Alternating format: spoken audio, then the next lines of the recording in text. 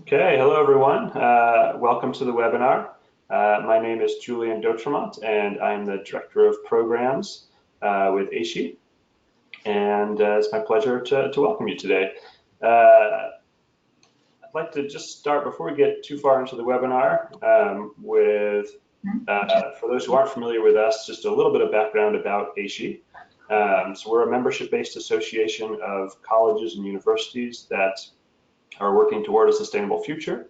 We have around 1,000 members, and we serve as the professional home for campus sustainability staff and provide resources for a variety of other stakeholder groups, such as faculty, students, staff, administrators, as well as businesses and nonprofits that work with higher ed.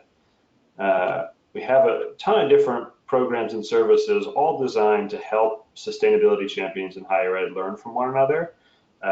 We don't have the time to get into all of them, but if you're not familiar with our work, I'd encourage you to check some of the things on the screen out.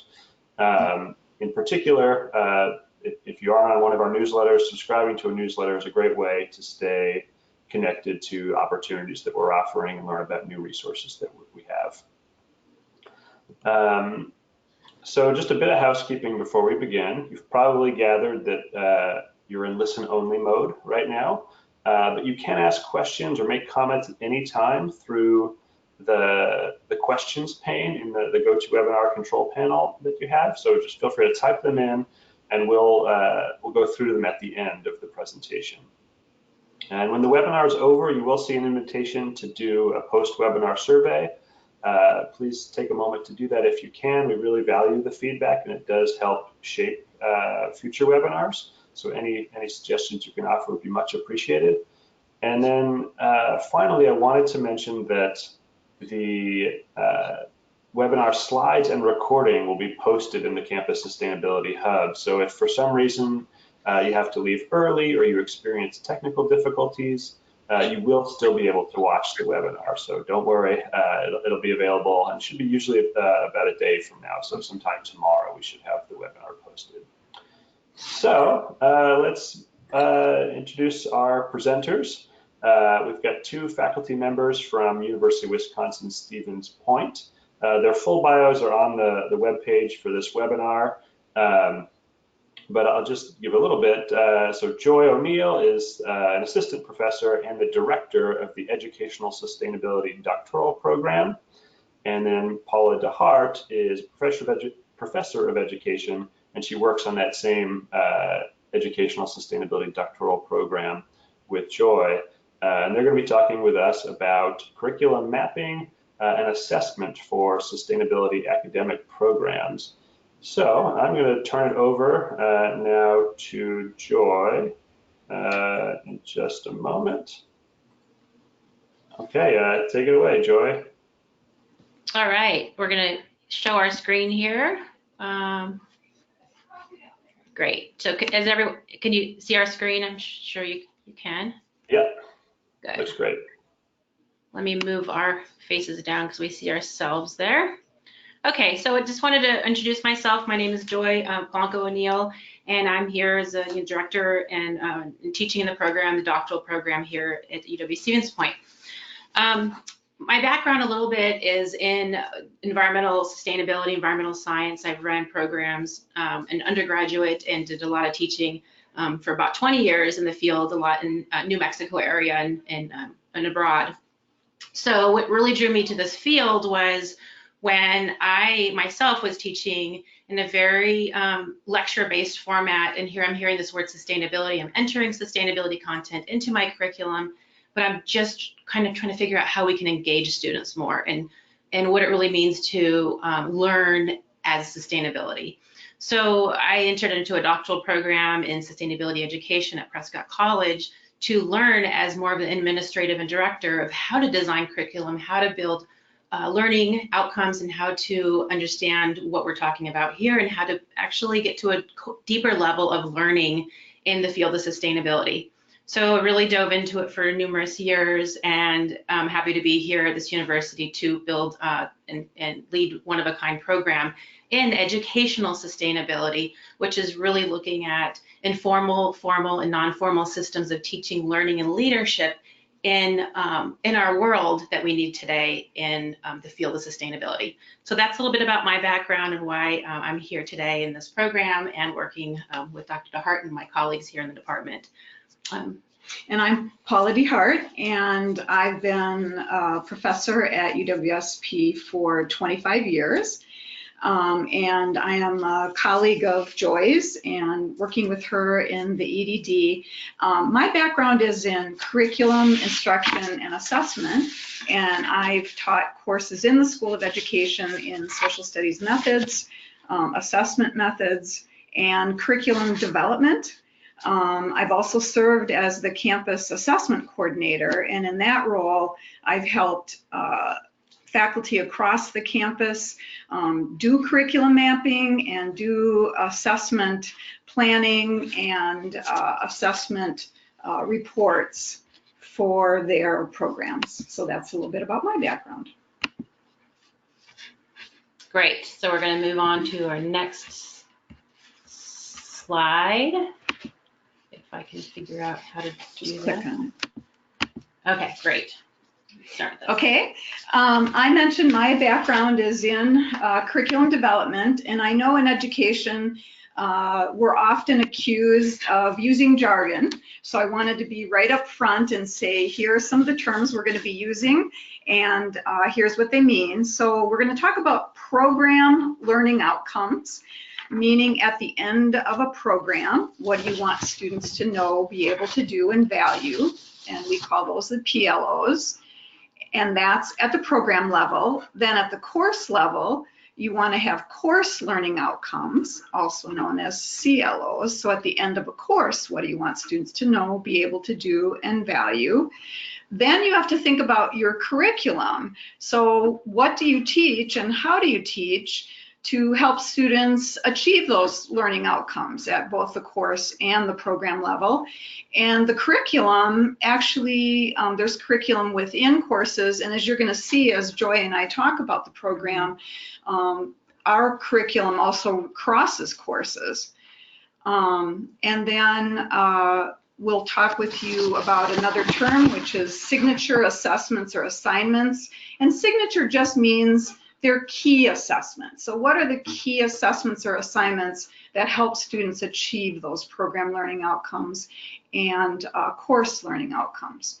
So basically in this webinar, we're going to walk you through the process by sharing our own story of curriculum development and how to develop program learning outcomes, course learning outcomes, curriculum, and then those signature assessments. And ultimately what you want to do is ensure a quality program and a systematic assessment process. And in this case, we're focusing on sustainability education. Great. So the way we're going to organize our presentation today is go through each of these 5 points that you see in the overview.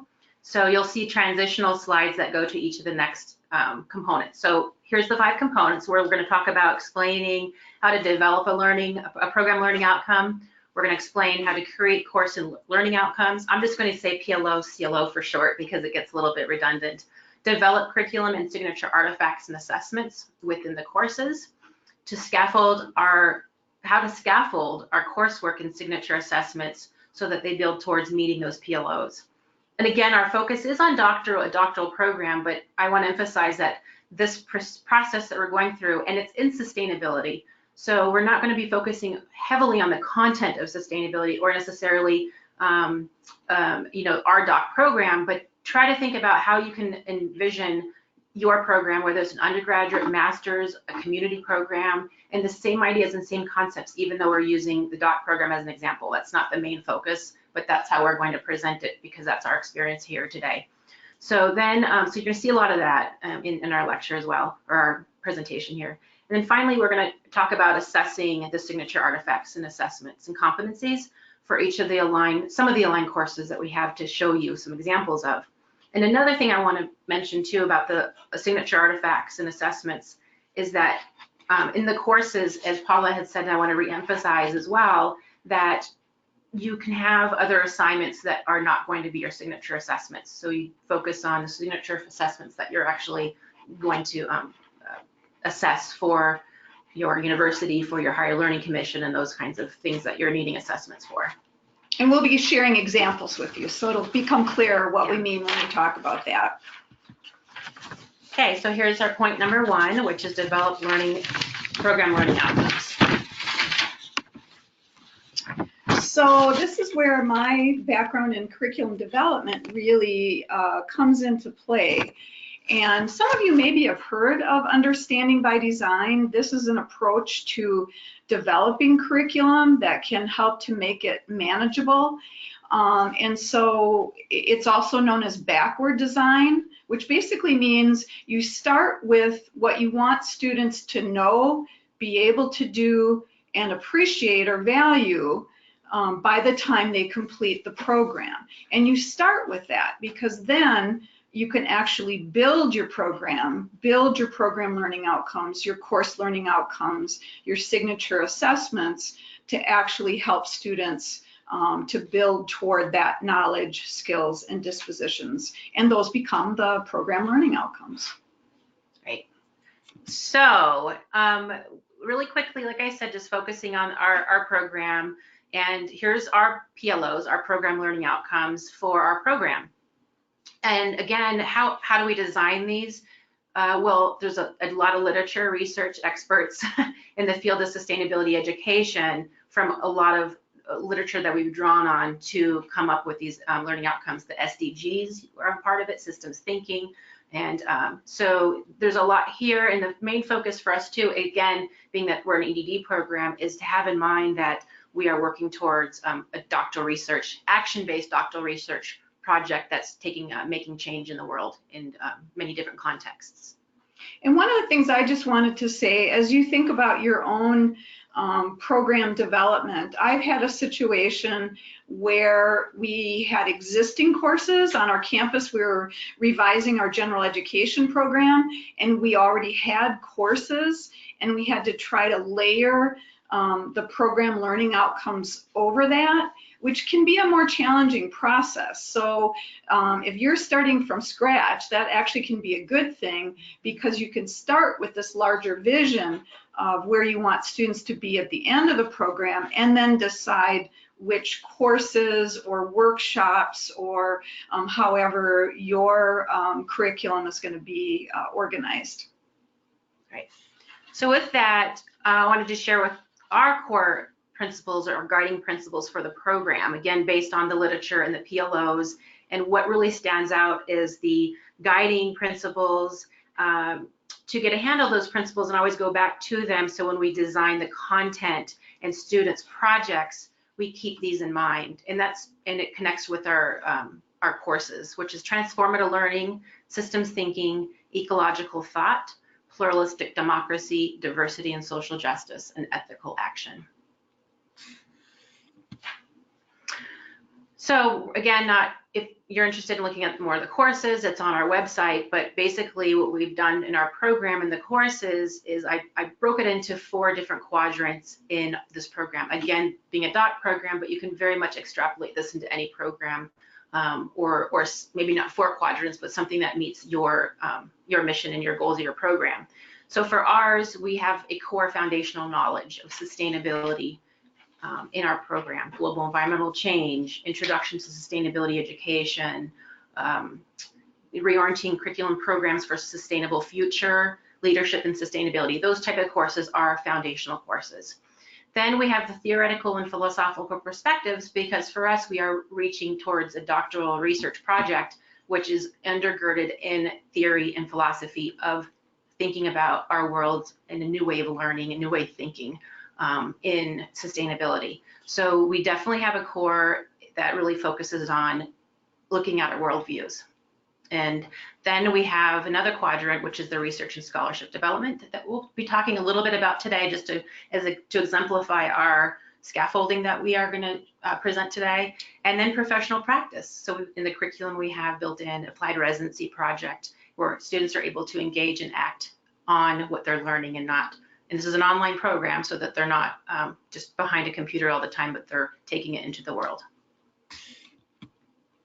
So really quickly, I just wanted to show you an example of some of the curriculum again with the learning outcomes and matching it with those 4 quadrants that are at the top, the F and the PT, the RS and the PP that you see there, and aligning those to some of our courses. These aren't all of them, but some of them I mentioned that are our foundational courses, and then mapping them with the learning outcomes that we have for the program that I shared with you earlier, and where those students are really going to attain those and achieve those areas in their curriculum.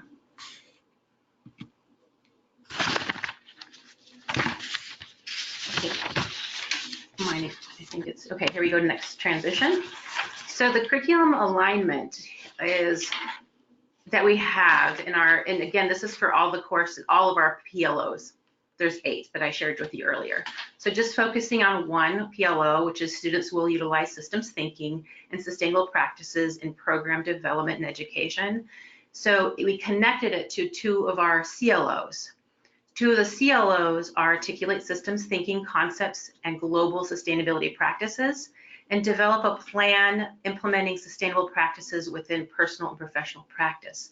Once we had those, then we looked at our coursework. Again, going back to backwards design of our bigger picture and then narrowing down to how we're going to build the curriculum.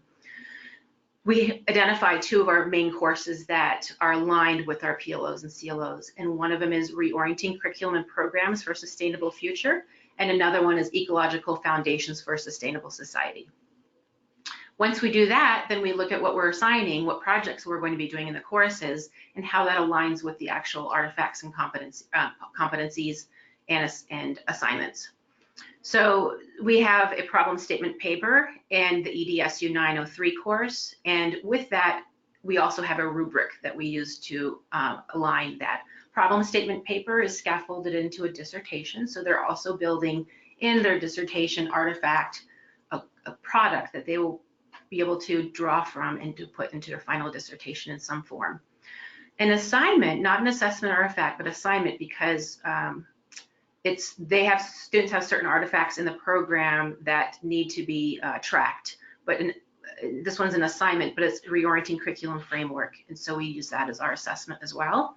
And in the 913 is an e-portfolio, which houses many assignments and artifacts within our entire curriculum. But in this instance, for the 913, they are they're putting in, they're downloading into their e-portfolio, which is their final crescendo of the program of all of their products, basically, is the Ecological Learning Journal. So that kind of gives you an alignment idea of how the curriculums align with those PLOs and CLOs. And I just wanted to mention, I'm going to be showing you an example a little bit later of a course that I developed. And my course is not one that's responsible for PLO number 1. For example, it's not one of those that's listed as they have a primary responsibility. But even so, as I planned my course, I looked at all the program learning outcomes, and in any way I could bring those in, I would. So I did bring systems thinking into my course, even though it's not one of the courses that's responsible for that or responsible for including a signature assessment. But those guided, all of the PLOs guided my own course development. Okay, so here's the curriculum program plan. So basically what this is to show you is that's the stuff we just talked about is behind the scenes stuff. It's the stuff that us faculty or leading the program look and make sure and attend to, that we are following these SLOs and PLOs. But for students, we need to have a product as well to see how their program meets their artifacts or their assessments. So now what's really important is to see from a student's viewpoint, to think about the progression of the courses and how it does align with those the SLOs and PLOs.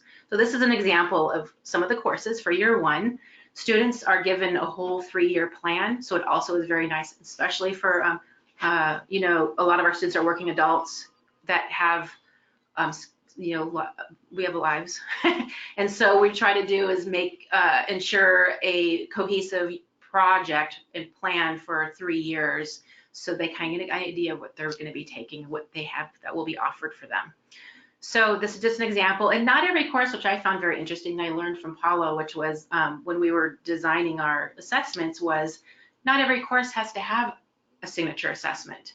Global Environmental Change has SLOs and PLOs, but so does another course that has one attached to it that will address it. So that course doesn't have one, and you're saying yours doesn't either directly. So, and when we say artifacts and competencies, those are, students know those, that's the language, artifact and competency, but we say signature assessment because we're keeping those as how we are going to be assessing the program. So when you see where it's listed as an artifact, that's one of those artifacts that the students need to post in their portfolio. And what we did as well, and this is not all of artifacts and competencies, but you could, for our, again, our program, it was important to scaffold in, and we'll talk more about that later, but scaffold in a lot of our program artifacts for the final, outcome, which is a dissertation. So you'll see positionality, and that goes into a dissertation, problem statement paper, and they are process pieces until they get to their final dissertation. Okay. So I'm going to use an example of a course that I taught just to show you how the PLOs guided the development of my course learning outcomes and then how those were related to my assessments. So I taught a course called Analysis and Improvement of Programs in Educational Sustainability. So I had my own course content. I wanted students to understand the steps in developing a program.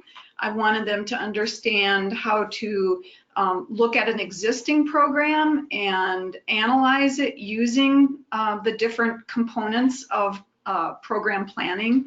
And then I wanted them to be able to develop their own program plan. So in my mind, I had, okay, here's what I want to accomplish in the course. But then I also wanted to make sure that as I did that, I was connecting with the program learning outcomes. So if you see under the first bullet point there, that was my first course learning outcome, being I wanted them to understand the different stages or steps of program planning.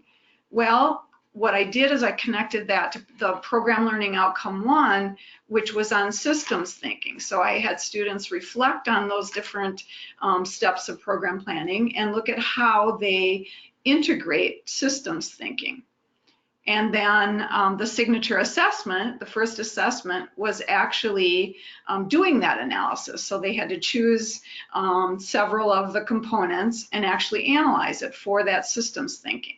So that's how I connected my course learning outcome with the program learning outcome, and then I developed a signature assessment that went along with that. And as I mentioned, the next item I wanted students to do was to analyze an existing program. So take their understanding of the components of program planning and look at an existing program. Here, I connected that to the program learning outcome 5, which was implementing practices that enhance sustainable education and community environments through shared vision. So I had them look at a program that was already existing and really look at how that connected to the different components of program planning and also to sustainable education. And then the third component there was developing their own program plan. So again, I connected that with program learning outcome 5, and then the signature assessment for that one was creating their own program. So you can kind of see my thought process of always starting with the program learning outcomes, connecting those to what I wanted to accomplish at the course level, and then thinking about the signature assessments that would show me that the students are actually understanding and able to do what I'm asking them to do.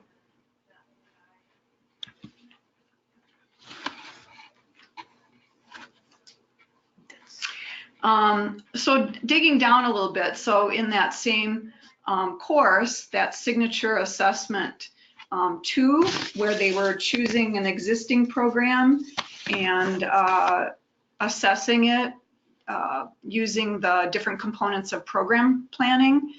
And then again, you can see overall how that connected with the program learning outcomes and then the course learning outcomes. So in a way, this is just a different way of representing the alignment. And I wanted to say too, that something that made it possible for me to do this is Joy actually worked with the Center for Inclusive Teaching and Learning to create templates for us. And so this organization was actually one that was set up so that all course instructors could go about planning and aligning their curriculum in this way. Yeah, that's a really, really good point, because it really makes that cohesive, integrated, holistic program that we even envisioned for sustainability and for education.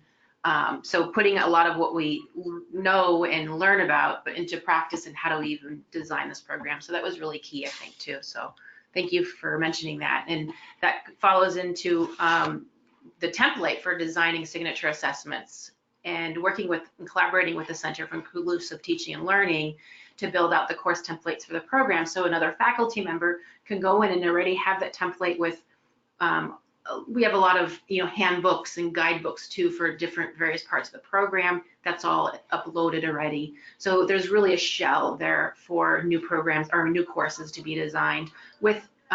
What we decided is through understanding more project-based learning type approaches is for this type of program, it is incredibly interdisciplinary, and which diversity brings strength. So it is, and it's a product of it, it's working in that way. So it's really amazing. But what it's requiring is that we focus on projects and allow students to focus on their context of study, because we have students, we have a chef professor, we have an accountant professor looking at community resiliency. There's so many diverse students looking at ESL in the K through 12 classroom. Absolutely diverse program design, and like I said, the chef professor working on program implementation for sustainable food systems, and the list goes on and on with amazing interdisciplinary way of looking at and context of study in this program. So we need to adapt and design our courses and our curriculum to have that core foundation, keeping our CLOs and PLOs intact, but also addressing how we're going to teach this in the content.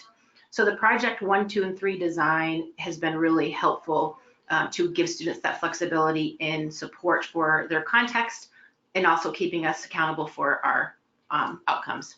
And can I just connect that back to the 907 course that I just mentioned, that the students were free to choose the existing program they wanted to review, and they also were free to develop the kind of program they wanted to develop. So as Joy mentioned with the person who is the chef professor, he's going to want to look at a different kind of program than someone who's looking at curriculum for visually impaired students. So the project setup allows students the flexibility to meet the requirements for the course, but focus on their area of interest. Right, which is not always development of programs, but it's, like I said, so builds on sustainable communities, practices, organizational change, many different contexts, but that is a good example of how to approach that.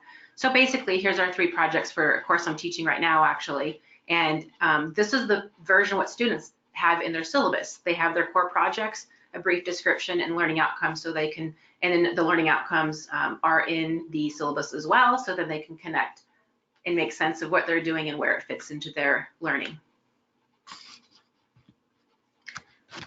Okay, so now we're transitioning a bit to scaffolding coursework.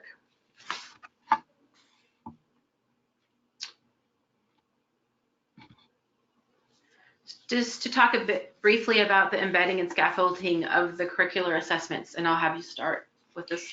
So one of the things that can be so powerful with looking at the big picture of a program rather than starting with courses is you can develop knowledge and skills across courses. And as Joy mentioned, one of the end products of the program is our students are going to have to complete a dissertation by the time they're finished. And so that's one of the important learning outcomes. In fact, it is one of the learning outcomes, is conducting their own research study. And there are skills that are going to take more than one course to develop. So one example of this is the review of the literature that they need to do for their dissertation. Well, in the introductory course that they take, EDSU 900, they're introduced to the idea of what does it mean to review literature, and how do you go through and capture key ideas from what you're reading, and how do you synthesize what you're reading. That isn't enough to be able to do a complete review of the literature for the dissertation. So in the EDSU 918 Scholar Mentorship Program, they're assigned to a mentor who is in their field of interest. Outside of the university even. Outside of the university. Type course. And that mentor guides them in finding research. You know, who are the gurus in this area? Who should you be reading? Who are the different theoretical gurus that are going to be talking about what's most important in the field? So in that course, they continue to review the literature. They start to synthesize and develop main themes then for their review of the literature. And then Joy will talk about the... And that's not enough. So then we have, again, this is just for our program, but you can see how it's scaffolded in for any type of program, because now the students are guided and have help in the writing and APA and editing, which are important components of this program. But it allows them the continuous study of their dissertation proposal and their dissertation, and have that support. A lot of times you'll see doctoral programs where you do the content and then you're pretty much on your own a lot for the writing and the research. Ours is scaffolded in, and so that 920 is there to guide students, and again, being professional students as well, having that support so they have a attainable completion rate. So then, just to show you, just to dig down a little bit into the Scholar Mentorship course, again, connecting it then to the course learning outcomes, because this is the Scholar Mentorship course is a course that I facilitate. They all are assigned to a mentor, but I kind of oversee and coordinate. And so the part that I'm really trying to help students with is that part of developing their review of the literature. So if you see my course learning outcomes, is that process of developing the review of the literature. So identifying what's important in their field, discerning key ideas from that reading, synthesizing that into main ideas, and then developing a narrative along one of those key themes or ideas.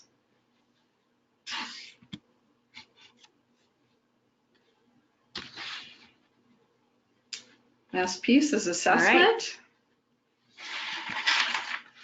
Now rubrics. What a rubric looks like. And basically a rubric is a table. It's pretty simple to develop. You can just use your table function in Microsoft Word or whatever you use.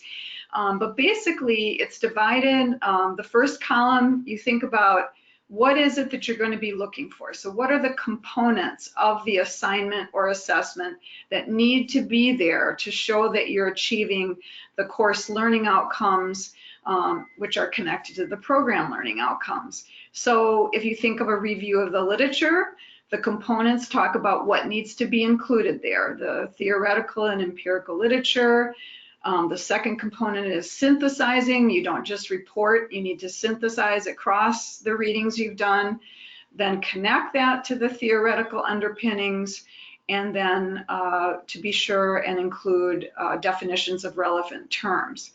And then basically the next columns are the different levels of achievement. So if you see the first column basically says they're not achieving the component components at a level that show that they understand and are able to do what they're being asked to do. The next column, third column, says if they're doing it at an acceptable level, here's what it would look like. And then the third area there, the target, basically by the time they're finished with the program, we'd like them to be at that target level. The other thing that I think we wanted to say about this is, as you saw, we addressed the review of the literature in 3 different courses. So it makes sense to actually use this same rubric. So we have a common rubric, and of course, they're going to be at a different level at that introductory level, that 900 course. They're going to be expected to be at a next higher level when they get into the Scholar Mentorship course. And then what we would hope is when they get to the 920, they would be at that target level of achievement for the review of the literature. And really quickly while we're on this, I don't think we're almost done here with our portion of the presentation, is this is, again, our rubrics for those particular signature assessments. There are still other mini projects or other assignments in the courses that don't have a rubric, so there is allowance for some flexibility and for some creativity and process work that is not needed to have a rubric for the whole entire every single project in a course. So that's really important for a program. And the other thing that's really important is that this is a rubric for a project or for a assignment. We also have in each course a holistic grading rubric. So it kind of flattens a little bit of how we do grading for the whole entire course that actually the students participated in designing based on what they felt was important on what a course should have. So there's things in there like what's important for them obviously is content and participation and collaboration and APA and doctoral level writing, and the list goes on for about 6 or 7 more points that then they developed a rubric for. So that's how we do the whole entire course assessment. That's a little bit different than each assignment. Just really briefly, when we did go through our Higher Learning Commission, North Central Higher Learning Commission, which again, we started from scratch with the program 3 years ago, one thing that you're asked, or we're asked to do, and we do, is build in an assessment timeline. So we're continuously improving our curriculum and that we are assessing our program. So we do have an assessment committee in our department as well. And so year 1, we analyze data of the course evaluations and for rigor, instructor effectiveness, instructional delivery as a team. Now, I'm the director of the program, but I'm not, I rely on a team to assist in that endeavor. Year 2 or 3s included the same analyzing of that data. In addition, also to include that we look at the signature assessments for select courses. So in year 2, we have a chunk of courses that we assess, and then the year 3 is another set of courses to combine both of the 54 credit hours. Year 4, it steps up to get a little more rigorous, and then we also do what we did for year 1 and 2, but we also share our findings with the Department Assessment Committee, and we have a program team, and then we have an assessment committee team, and then we discuss possible program revisions. And then year 5, it gets even a little more in depth, and that's where we do a comprehensive assessment for the university and collect survey data from students and our signature assessments, and we work with the University Assessment Subcommittee, and then ultimately our reaccreditation process for Higher Learning Commission.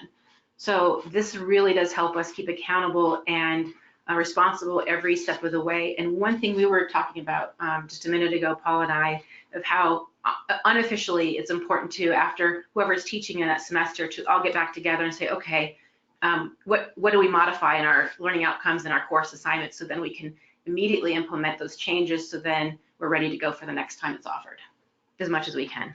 And one comment I want to make is I've served on the University Assessment Committee. I think so often the worst thing that can happen for a program is to get an email saying, oh, this is the year you need to turn in your 5-year assessment report. And then all of a sudden you're scrambling to come up with something. But if you see where you have those signature assessments that are built into your program and you're collecting that data, when it's time for your assessment report, all you have to do is go to that data and you've got it right at your fingertips. So it really is nice for that kind of assessment. All right, so now some reflections that we added as we were reflecting on writing our presentation for you today in our webinar. A couple of reflections we had as we're working through this.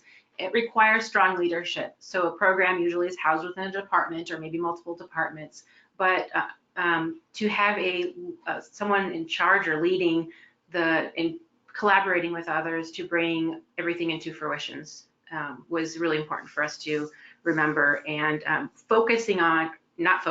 opening up our vision to the big picture and just keeping an eye on the big picture as we're looking in more narrowly as well. And one thing I'm sure comes across is you can't do this without a lot of collaboration and communication. So had Joy not worked with the Center for Inclusive Teaching and Learning to create those templates, had Joy and I and other faculty in the program not had multiple conversations about what's most important, what are the program learning outcomes, how do our course learning outcomes and our course curriculum help to address that, how are things scaffolded, how are we building on what students learned in a prior class in our own classes. So that it just requires a great deal of collaboration and communication. And we make that time. We have a writing retreat that we do in the winter, and then we have a residency for 5 days in the summer. So as faculty try to take advantage of that time as well to think about what we can do and how to respond. So we built in time to retreat a bit and accomplish those things that makes it a much more just, conversant, and our conversations flow a little more easily too. So next, we need to reflect on our PLOs and CLOs and the need to refine as the program is implemented and how student work is assessed. I don't remind me where I was going. Well, and I think one of the things is a teacher naturally reflects as they're teaching.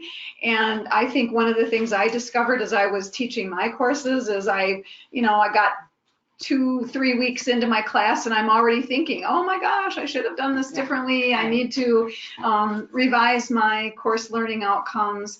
And then every once in a while, you need to look at the big program learning outcomes and make sure that those still apply. And I think that what I had on that point too, and I should look at my notes real quick, is how just because you did that at the beginning, our faculty are constantly talking like, is so, because you have multiple courses where you're teaching different students or the same students. So keeping that communication consistent and support for the student continually and readdressing those PLOs and CLOs as the course is actually in progress. And again, with the idea that our competencies, and really that's another, artifacts and competencies is the same as our signature assessments, that those are embedded and scaffolded. So for example, with our program, they need to be pretty much finished with their dissertation by the time they finish coursework. So we have to make sure that those steps of writing a dissertation are built into the coursework. It's introduced, developed, and then completed within those courses. And lastly, students responsible for tracking of artifacts and competencies. So we do have in place an e-portfolio. So again, in the courses that they have signature assessments and artifacts or assignments that are critical for them to have in their blog or their website, we have an e-portfolio website, blog, whatever you want to call it, where they're downloading those into that, I want to call it a website because everyone has their own look to it. They make it their own, so it becomes a product that they can have outside of the program once they do graduate. That's a professional portfolio in any way they want to use that. So that's really important for me to ensure that we have that in the program, and it is one of our artifacts that is complete. And it also is they're responsible for the tracking, so the advising is more ensuring that that's there, but it changes how we advise to them taking the lead in their advising. So also another important component is our program plan. So students not only have a curriculum map of the 3 years of courses they're going to take, course a map, but they also have a program plan that is continually updated and submitted to our office and to their advisor to keep track of their program progress. And students lead that as well during this semester. We are at 45 minutes. We actually have 44, which we're doing really good with time here. So now we would like to open it up to some questions that you might have. And let me open up my box here. All right. Thank you, Joy and Paula. So yeah, we will transition to audience questions. And just as a reminder, if you have any questions, please type them into the questions pane in the GoToWebinar control panel. We have had a couple come in so far. So we'll start. There was a question about how students are engaged in the development of PLOs and CLOs and sort of how their voice is reflected in both the initial development and then as those goals evolve over time. Yeah, that's a really good question. I don't know if there was a lot of input as far as the beginning of the development of the curriculum, but one thing that we have now in place and we're building in is, we've actually been continuing to do this. We do Qualtrics surveys for students on certain aspects of the program and continually improve that. So we're also in the process right now, because we're in year 3 of developing, and actually students are taking the lead on this one, is to build a student club. And I envision that be critical in that component. And we're also, our team now includes 2 of our graduate assistant fellows, our fellowship, and they are included now into our team so they can seek. The whole idea there is that they could reach out to students and bring their perspectives to our team meetings. So I would say earlier on, not as much, because we're trying to, build this. I came in when some of the curriculum was designed, and there might have been some more input, but probably more faculty based.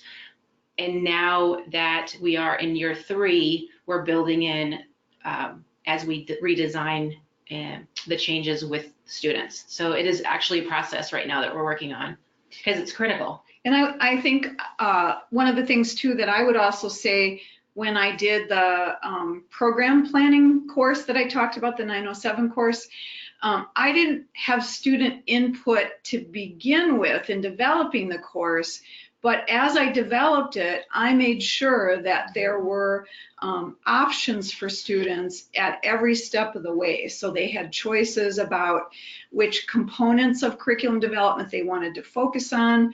For the program plan that they reviewed, they could choose any program plan that was of interest to them.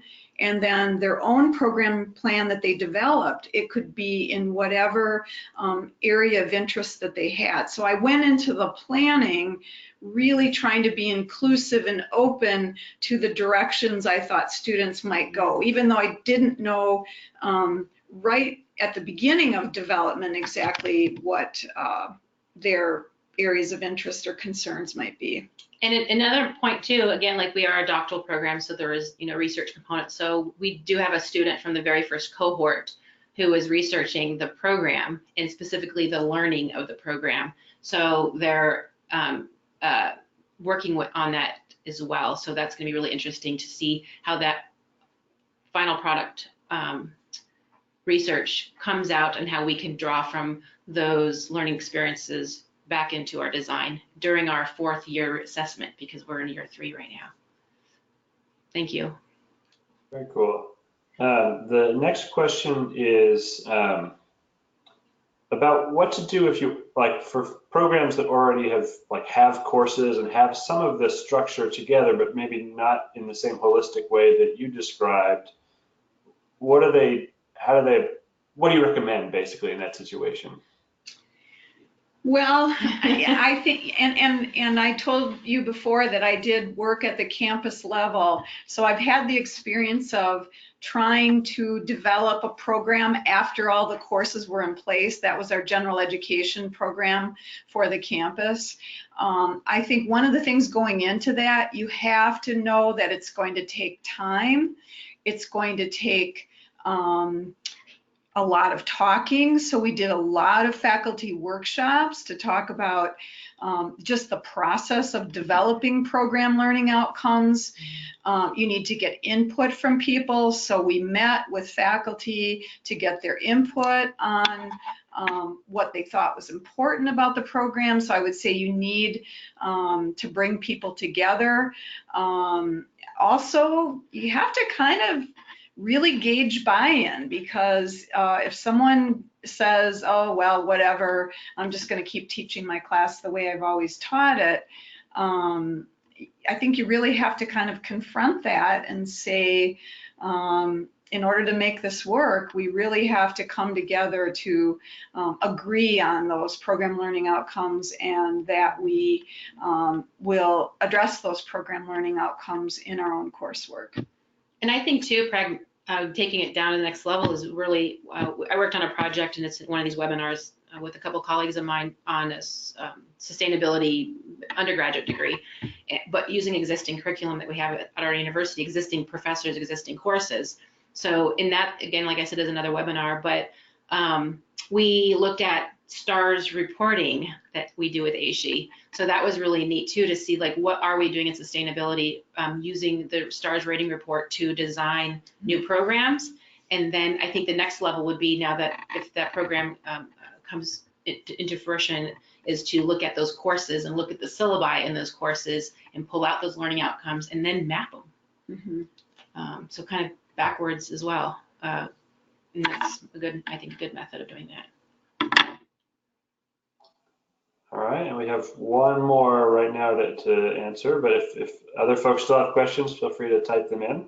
But the last one that I've got right now is, how do you address sort of the diversity of student background and student interests in coming up with the PLOs and then the CLOs to make sure that they're all getting what they're looking for basically out of these programs?